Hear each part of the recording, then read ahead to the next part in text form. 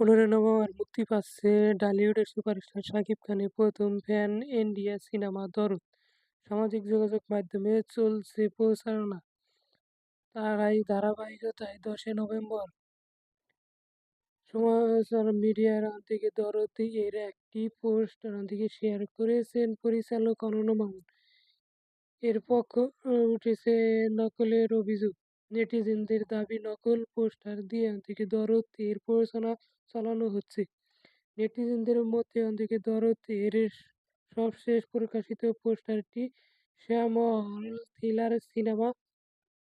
বিষয়টি নিয়ে সংবাদ মাধ্যমে মুখ খুলল মামুন। সেখানে তিনিও বলেন, পোস্টারটি অফিসিয়াল না। Format official. কমপক্ষে ৫টি পোস্টার প্রকাশ করা হয়েছে 'দরদের'। নির্মাতা আরও বলেন, জানা গেছে